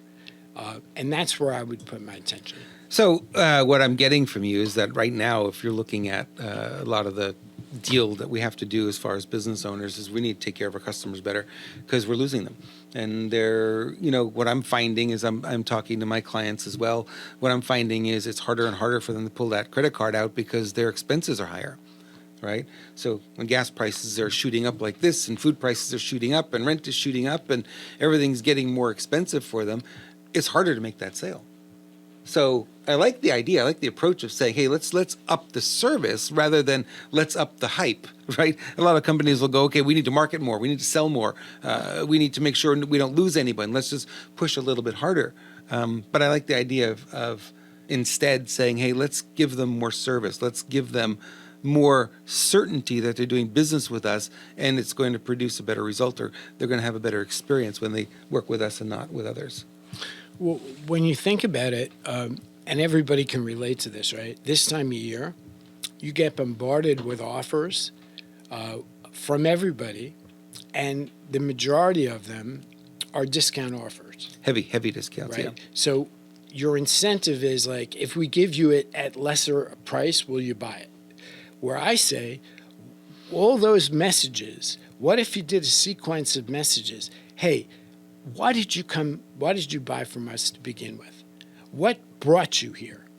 If they're gone, you say, what took you out of the game? And then you say the magic words, what will bring you back? And if they say nothing, All right, well, you're lost. Yeah. But if one or two clients say, if you do this, I would come back. You find out instead of just barraging them with more messages, because messaging is cheap and easy, we just figure if we do more of it, it's like throw more spaghetti against the wall. Make a bigger mess. Go ahead. Right, exactly. Whereas if you actually reached out and connected with people, and interesting statistic I shared with another mastermind I'm in, I do a lot of B2B selling, business to business. And there was an article written about why business buyers don't want your content. You know how everybody's pushing content, and I'm big on content and intellectual property, right? So the article said, stop sending content to your B2B buyers. They don't want any more. They want this instead. What do you think this was that the B2B buyers wanted? Solutions. That was one of them. 65%. The survey said empathy. What? That's out of left field, huh? Empathy. Yeah. I read that and I said, wait a minute, I need sources. I want to know what. Sure enough, they're sick of content. They're sick of being pushed. They want somebody to say, hey, I understand your situation. Tell me about what your challenges are. When I go in to do corporate work, one of the secrets of being effective at corporate work is not just finding out the corporate mission. And that's usually easy. The website, whoever We'll tell you, right? you'll usually find that there. What I found was much more valuable was to find out the personal agenda of the person I'm talking to. Interesting. So I get into when I started corporate training, I got into my largest client by inviting a clerical worker attended my public seminar. At the end of it, she thanked me, and she says, oh, by the way, I work for this insurance company. It was the 12th largest insurance company. I said, well, who do you work for? The vice president of sales. I said, wow. Taught me another thing, and this is how I've always been. You treat everybody like $1 million person. I know some people have said, treat everybody like $1 million customer. I don't think of them as a customer. I think of them as a person. They have an agenda, they have a life, they have interests. So I took an interest in her, not knowing who she was, because she was in the class. And she came up after me and said, would you be interested in meeting my boss? Yeah, right? So go ahead, twist my arm. it's amazing what happens when you treat people like people instead of prospects, widgets, a database, a list. And again, it's back to humanity, all right? So we're looking for a return to humanity, to realize that everybody's got problems, challenges, and as much Well, as... the recognition that right now everything is upside down, right? So we have so much going on, and the truth is we do want someone to understand us, understand our situation. We do want someone that cares about the challenges that we're facing, because they're unique to you, but at the same time they're not. You have these unique challenges, but then if you look at a lot of businesses across the board, everyone's kind of having the same issues right now, and you need someone to understand it. And it stands out. I don't know how you feel about it, Mitch, but it stands out when you get marketing messages and the marketing message is coming across as if we're still in 2019, right? It feels out of place now, right? So it stands out like a sore thumb a lot of times because we're not there. And again, when you're in uncharted territory, you don't necessarily know how to respond. Right. And so very important to ask people. One of the things that business owners, experts, authorities, teachers, instead of taking the position of a beginner's mind and always seeking, asking questions and seeking, they kind of have a position that I'm supposed to have all the answers, right? So rather than communicate to people and be really curious and interested, they try to be interesting. So they try to, tell you all the things they know and they're good at and give you advice. And Well, that's again, the mistake that a lot of them make. They'll talk. And if you're talking more than your prospect, you're not listening. And it's the same thing in personal relationships. And I'm pretty much an introvert by nature, but I can have a conversation. I was thinking about the time we met first time we met. I don't even remember that. We were having dinner with Ken MacArthur, one of the hotels here in San Diego, after one of his events. I think you're having the gefilte fish, and I was having the macaroni. And it was. You were. You immediately caught my attention because you're someone who listened. You didn't come out and say, "Here, I'm great, I'm wonderful." I had no idea who you were. I didn't know all these wonderful things you'd done, but you were a person who listened, and I'm also a person who listens, and we got along really great. And I was like, "Hey, Mitch, we ought to do something." And it started from there. I was about 10 years ago now, I'm sure. Maybe longer. Yeah. But I think that part of it is being humble enough to recognize that it's not whether you have the answers, it's whether you can find the right questions to ask. Right. That will lead you to the solutions that you need. And sometimes, let's face it, one of the things I talk about in consulting is everybody wants to get paid for what they do, obviously, right? But we who have knowledge, and we all have knowledge, but not many of us get paid for what we know, right? And there's a big industry, obviously now, it's a $1 trillion industry. Fewer people get paid for what they see. One of the distinctions that I share with people is being a rainmaker, all right? I don't like labels per se, coach, consultant, because they narrowly define you. And people have a lockbox in their head. They say, I have a coach. I don't need another coach. But the reality is, if you don't look at it through the lens of a label, all right, it changes everything. And so I look at it as sometimes you can see something that nobody else sees. And that one thing you see could be worth a lot to somebody who can't see it. Back when 30 years ago, next year will be 30 years, I was the keynote speaker for Brian Tracy International. And it was the year I came out with my first program called 21 Ways to Double Your Sales. He inspired it. So at the convention, I was a keynote. I presented him with the first copy. And behind me on the flip chart, there were words, the mantra, big doors swing on little hinges. That's been my mantra for 35 years. And that was how I started the presentation. And I said that if you look at the little hinges, so you can't open the big doors. I'm too small to push open the big doors. You find the little hinge that will open the big door. That's true for business. It's true for relationships. It's true for anything in life, that if you want to open a big door of opportunity, look for the little hinge. One of the little hinges is what you see. Yet very few people get paid for what they see. They give away what they see. And I say, if you can get paid for what you know and what you see, how do you get paid for what you see? It's based on the value of what you see is worth to the person you see it for.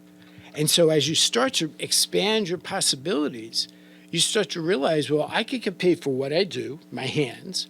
I get paid for what I know, my head. But I might also get paid for what I see, and let somebody else put the price on that. What's it worth to you if I see something that could change your life or change your business? What would it be worth to you? And let them price it. Obviously, yeah. And, we talk a lot about, you and I, when we have a conversation, we're always talking about, what we see coming down the pipe and the things that are happening.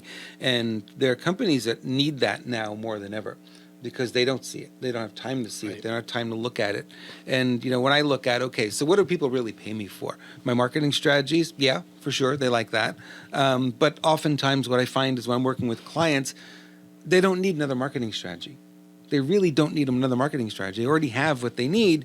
What they need is some redirection. They need a new attitude. They need, a new way of seeing things. They need to stop marketing the way they were marketing in 1999 and come up to speed with the way the economy has changed. It's usually stuff like that. And, when you can look at a business or look at any organization and see where the soft spots are, the weak spots are, it's easy, I think, for us anyway, to look at a company and say, look, you could make another $100,000 here, another $500,000 here. Here's $2 million that you're missing, right?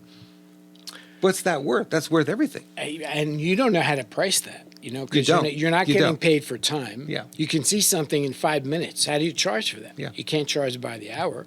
You can't charge by the project because there's no project. It's not a project. Yeah, exactly. It's just, I see it, So there are 3 things that are really critical to know yourself. And I believe that the most important knowing is to know yourself. Know I call it the ABCs: attention, bias, clarity. Attention is where you look, right? Now I'm looking into the camera. Now I'm looking at you. Attention is where you look. Bias is how you look. Clarity is how much of what you look at do you see. So if your attention is constantly on what you're missing, what you don't have, what you're not good enough yet, right? Your bias is going to turn your attention to, I'm not ready. I don't have enough. And then you start to look at the world in the same way all the time. If I come along and say, hey, Robert, look over there instead of over there. Now I can help you shift your attention. You might see what you didn't see because your attention was so fixed. That's part of helping people see. So like I always use the example of, the goal setters in the world say, keep your eyes on the goal, fixated, don't look to the right or left, and just go forward, right? But what if you have a Learjet right over here waiting to take you to your goal, and you can't see it because you won't look around you, no peripheral vision, and you're fixated on your goal, and you're struggling to drive and trudge, and there's a limo waiting to take you, and you don't see it, all right? That's bias. And bias, everybody has bias. The key to bias is not having it. It's knowing what your bias is. I have a bias for looking at what's missing in organizations. You won't hire me for me to tell you what's there. You know what's there. If you want me to tell you what's missing, that's my bias. I'm good at that. I know that. If you know your bias, and then you understand whether you have clarity or not, and you're humble enough to say, I don't see what I don't see, then all of a sudden you can reach out, you can get coaching, you can get help to shift your attention, to look at a different angle, which is bias, and maybe to clear away the smog and say, wow, now I can see what I didn't see before. And that requires a very important success ability called coachability. The art of willingness to learn. And so if you're coachable, there's everything in the world for you. If you're not coachable and you insist on doing it by yourself, even when you're just, in a paper bag and you can't get your way out, you're never going to have the clarity, put the attention and the bias where it could help you. So that was valuable input for me and valuable context for my clients as well. Okay, we're coming down to the last segment here. We're roughly, I'm looking at the clock here, maybe 20 minutes left on our stream for today. And really happy that everyone's still with us and still hopefully getting value. I know Mitch has really been pushing it out there today. Really appreciate that. Let's look at the last piece that I really wanted to talk about is solutions. Right. We know we've been a little bit here, a little bit there talking about it, but I really want to look at, real solutions for people because I know that the businesses are, our business owners that I talk to. I talk to a lot of professionals and chiropractors and, people who are information marketers and that kind of thing, coaches. I look at them and they're thinking that because the calendar is flipping to a new year, everything's going to change.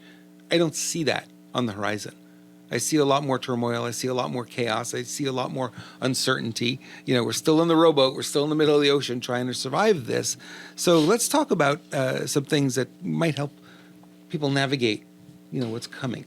Because you and we're more aware, I think, than most of what is coming down the pipeline here. Well, I have a lot of thoughts on this. First, we're at that time of year where pretty much everybody is thinking about goal setting. Right. All right. And a long time ago, I came up with a model that I had to come up with for myself. And I realized that a lot of people have goal frustration. They're not where they think they ought to be. And that leads to role frustration. Why do I do what I'm doing if I'm not where I want to be? And that can lead to soul frustration, like, what's it all mean? Why am I here? And so the answer came to me one day when I realized the problem is that we've got it reversed. We do our goal setting, and our role becomes to get the goal. And then if we have time left over, we nurture our soul, or we pay attention to our soul. So I realized one day that, well, what if we reverse that process? What if we do our soul setting, then our role setting, and then our goal setting? One of the reasons that there's frustration in the world, and just frustration everywhere, is because there's a misalignment, just like our body. I had my first chiropractic session since my stroke a couple of weeks ago, and he cracked my back. I swear to God, my whole body just went limp. It was like crack, crack, crack, crack, crack, crack, because I had all these subluxations. Well, I look at soul setting and role setting and goal setting. When you have frustration, you have subluxations. It's either your goal is not aligned with your role is not aligned with your soul, or all three are not aligned together, and you're kind of battling yourself. So I say to people, consider doing your soul setting. Now, that's a hard thing. It's like you got to go inside and see what's important to you, what matters to you. Where do you want to spend your time? A lot of people talk, and I do too, talk about ROI, which is return of investment. Right, yeah. Return on investment. But they don't often talk about ROE, return on energy. You have so much energy. Where you direct your energy has a big effect on ROL, return on life. And if you're always focused on return on investment and you're not thinking about return on energy or return on life, you can be very frustrated if you're not getting very much return on investment, goal, which is affecting your return on energy, role, and then it's adversely affecting your return on life, soul. So I say, do your soul setting, your role setting, and then do your goal setting in the context of role and soul. And you might find that it totally changes the mix of how you spend your time and where you spend your time. All right, that was just gold. That came to me just, magical download from somewhere years ago. The other thing I like to say is about 5 or 6 years ago, we sat on this stage, as we do every year, and I did a presentation on, are you a jockey or a horse? Very powerful distinction. A lot of people are frustrated. They're in business, they're not doing well, or they're not making it, they're not feeling like they're as successful as they'd like to be. You have to find out if you're a jockey, which means you ride a horse into the money. You're a broker, you're an employee, you're an agent, you work for a company, the company is the horse, all right? Or are you a horse? Meaning, are you the company? And there are 4 types of horsemen. There's the entrepreneur, but not the typical entrepreneur. The entrepreneur starts businesses and flips them. I was an entrepreneur for 10 years. I was involved in like 10 businesses, right?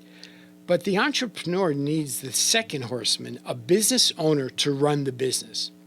If you don't have somebody running the business, the entrepreneur will run the business into the ground. Then you've got the third horseman, the practitioner. I'm a practitioner. I love the art of the work. Musicians, holistic healers, accountants, massage therapists, lawyers, all practitioners. And many of them don't want to have big businesses. They just want to be practitioners, right? And then the fourth horseman is a free agent. That's the person who will do any kind of job or project, work for a month, take off a month, because they want ultimate freedom. Now, you have to decide which of those 4 jumps out at you as, hey, I align more with the business owner. I want to run the business, one business. I don't want to have 10 businesses. Or I'm a practitioner. I want to do the work. How can I run my practice?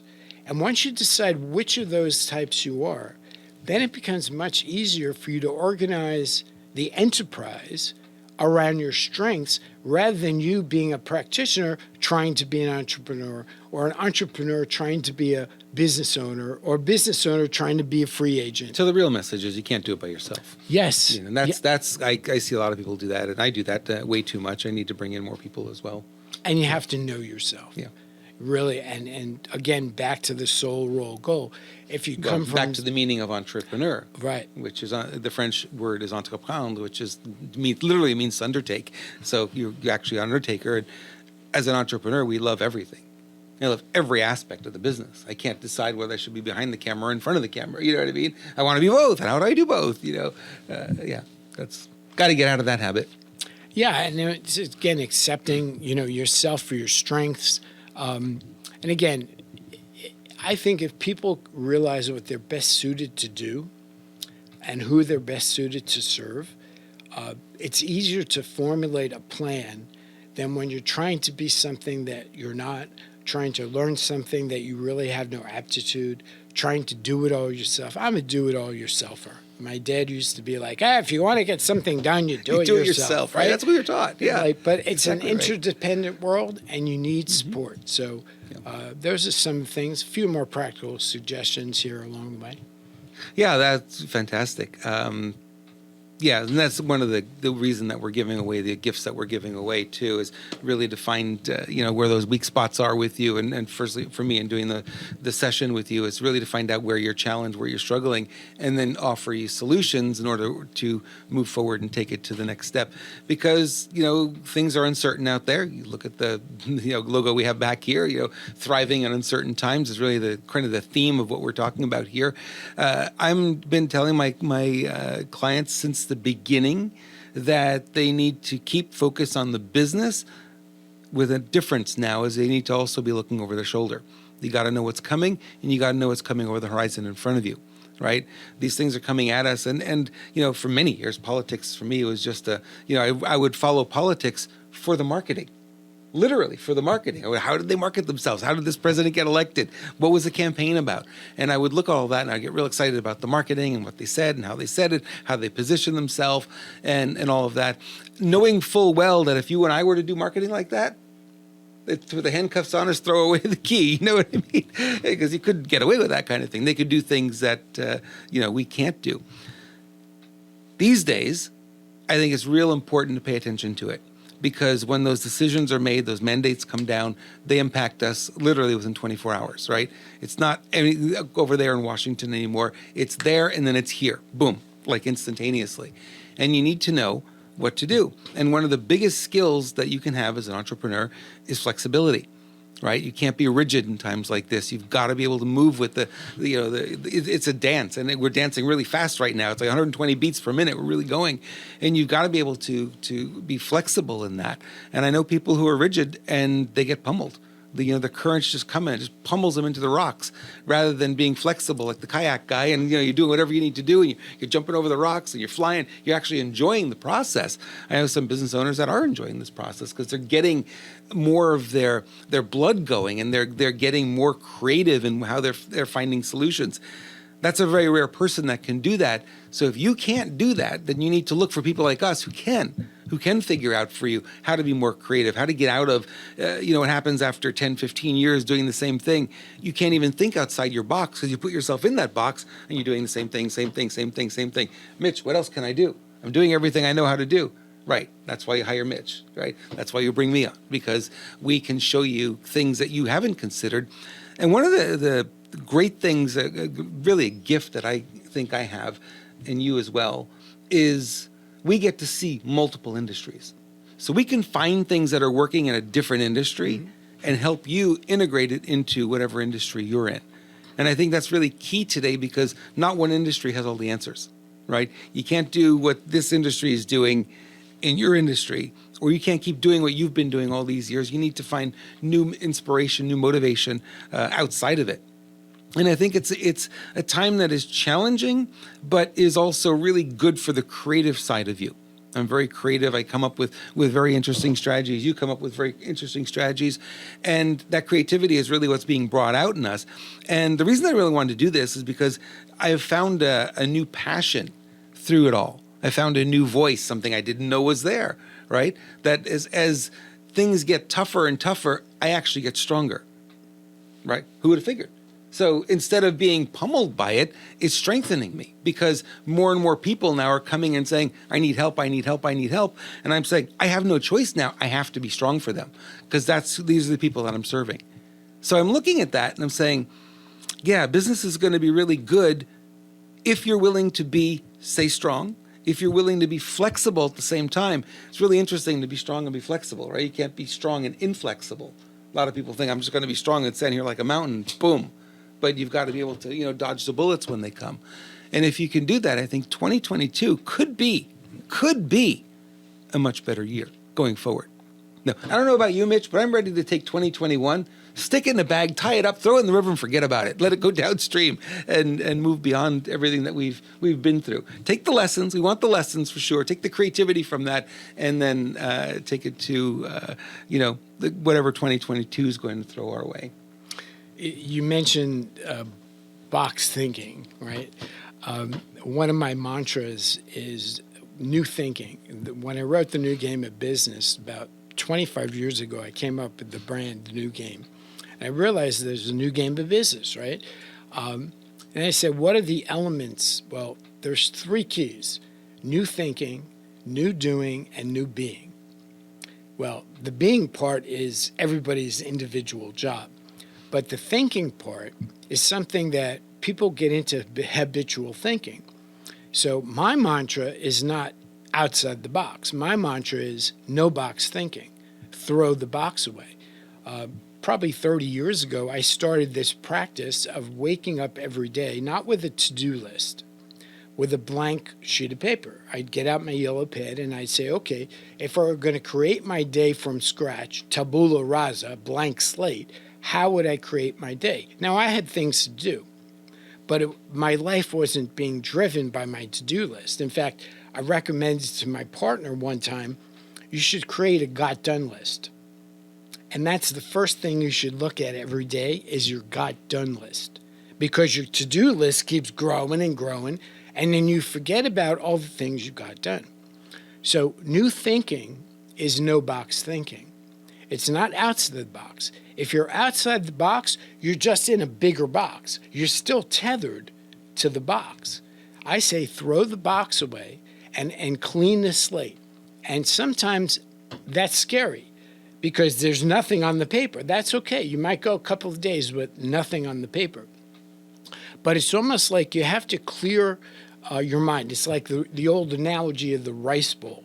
You fill up your head with so much stuff, sooner or later, you've got to empty it out, create space for new. And so I think that if you can concentrate on new thinking, new doing, and new ways of being yourself, vulnerability, authenticity. I wrote an article, The Power of Inauthentic Authenticity. Everybody wants to be authentic.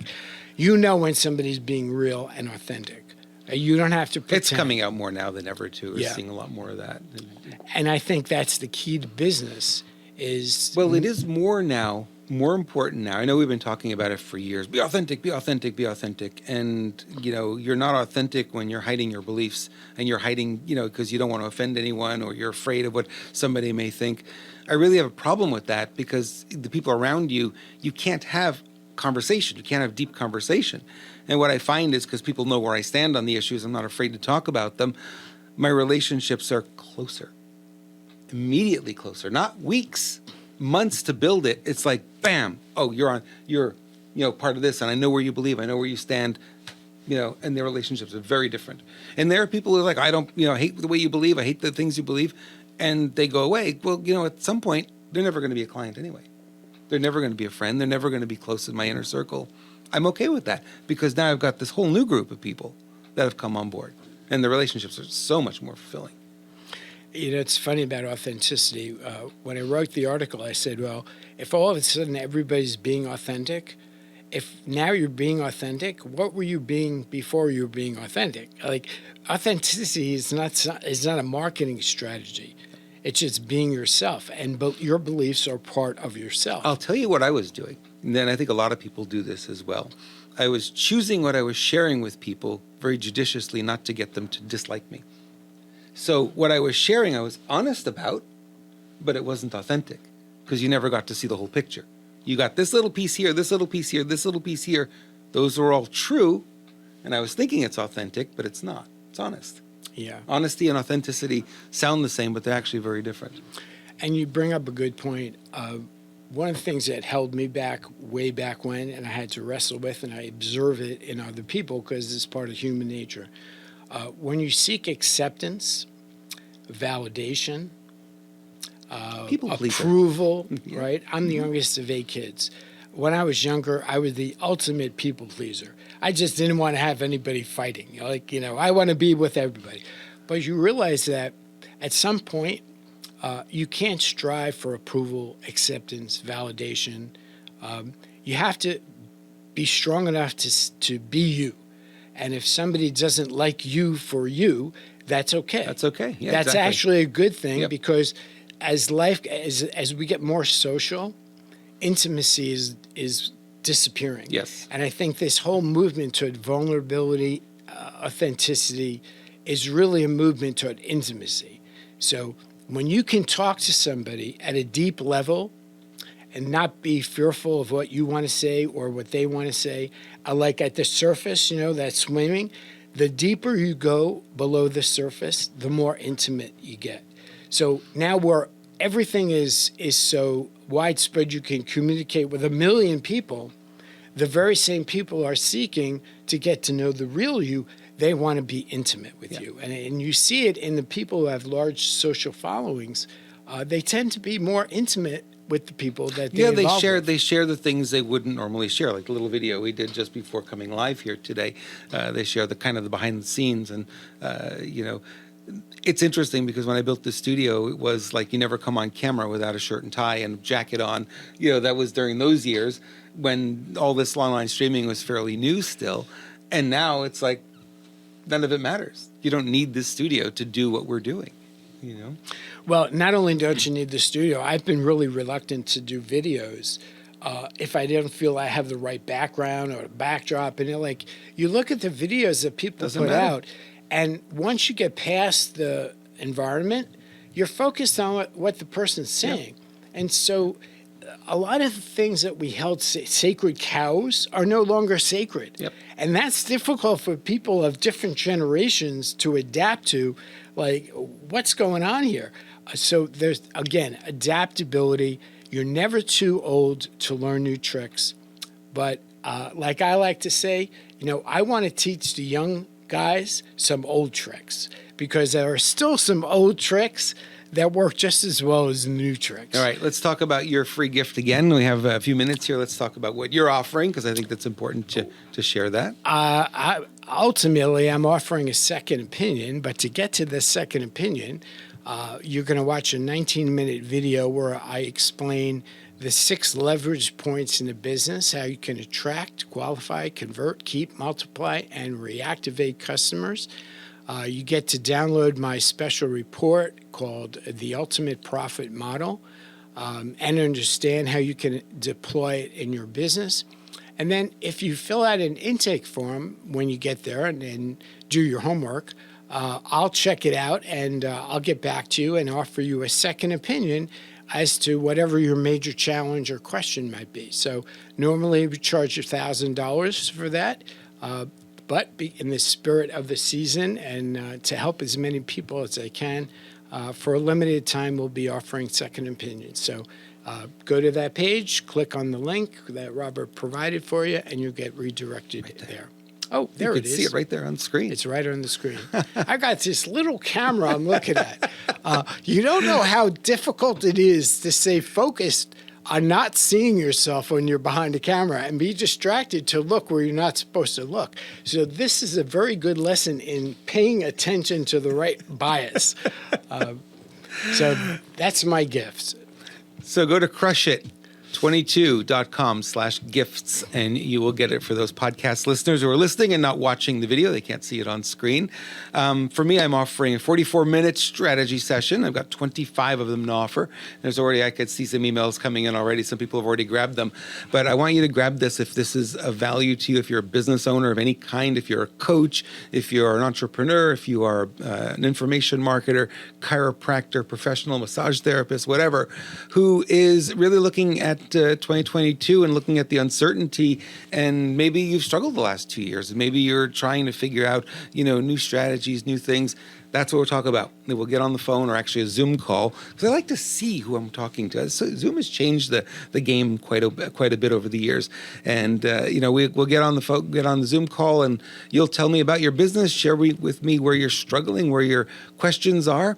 And I'll come back and give you some really solutions and give you some ideas, some strategies that I would use, some things that I would try to help you move forward and navigate, because, a little creativity goes a long way. And I think that we need to be thinking, like Mitch says, forget about the box. Let's go think wider, bigger. Let's grab ideas from other industries. Let's grab tools, strategies, and things that are working now. I'm really lucky. I'm really blessed to be working with the kind of clients I work with, and that cross so many different industries. And I get to see, what's working over here, what doesn't work there, what could work here, and get to mix and match. And it really lends a lot of value to the business owners that I end up doing business with. So www.crushit22.com/gifts. And you can sign up. Just put your email address in, follow through, and then you'll see one for me and one for Mitch. There's 2 buttons there.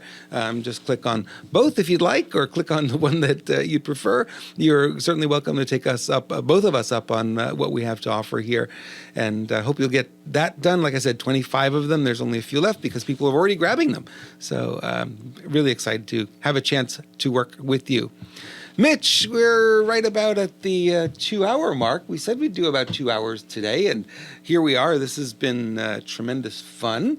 As always with you, Robert. Yeah. Time flies when you're having fun, huh? I want to say one thing. I could say a lot of things, but... we could go another hour, couldn't we? Yeah, we could. I want to talk about something I really feel is important for people to acknowledge in terms of value. We all know about tangible assets, right? Money, gold, silver. But we often overlook our intangible assets. So, years ago, I love acronyms.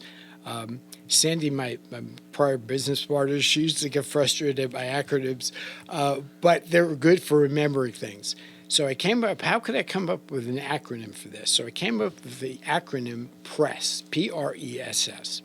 And I came up with that from, like, if you go to gamble and you play craps, dice, and you win on that round, the croupier says, do you want to take your earnings off the table, or would you like to press your bet? Press your bet means you leave it on the table and let the money ride. And I thought, that's a great acronym. P stands for psychic capital. R is relationship capital. E is emotional capital. S is social capital. And the second S is spiritual capital. Now, you can't put a dollar value, an amount on those per se.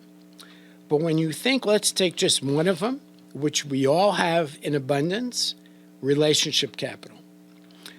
The relationship capital that each of us have built up over the years goes far beyond the people that we talk to on a daily basis. I was once doing a book signing in New York City years ago, and a woman who was managing it says, could you come over here for a minute? There's a woman who wants to talk to you. I said, sure.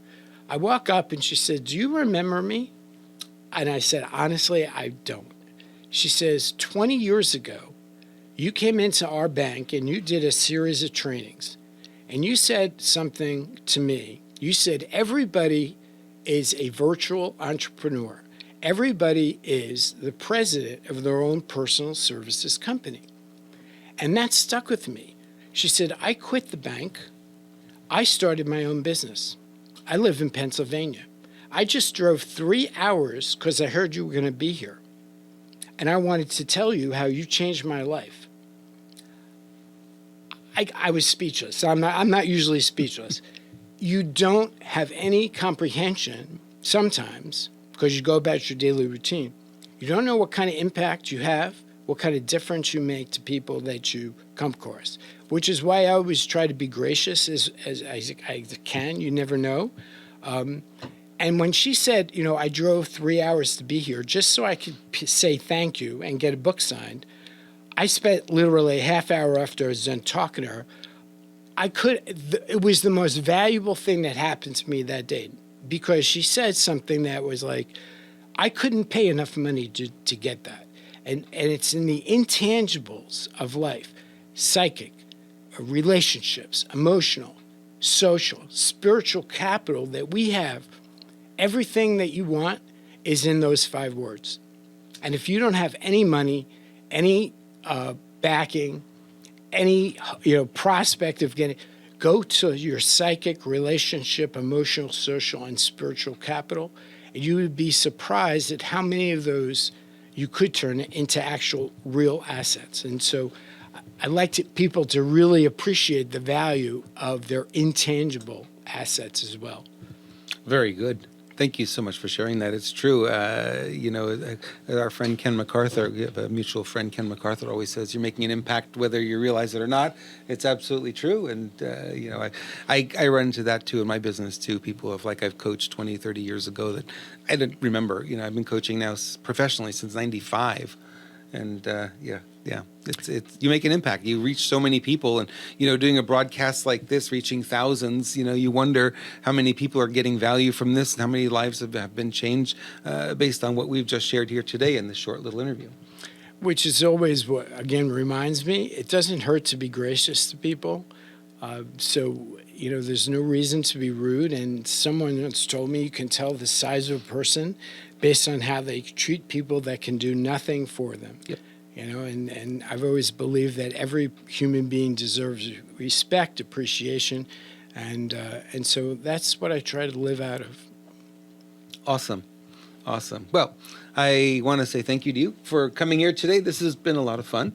I really enjoyed it. And thank you to all of you who are watching and are listening on the replay on the podcast. We really appreciate it. If you'd like to reach out to us, go ahead, crushit22.com/gifts, and we'll be happy to give you some good value. And, you can keep following us, robertimbriale.com or mitchaxelrod.com. It's our websites.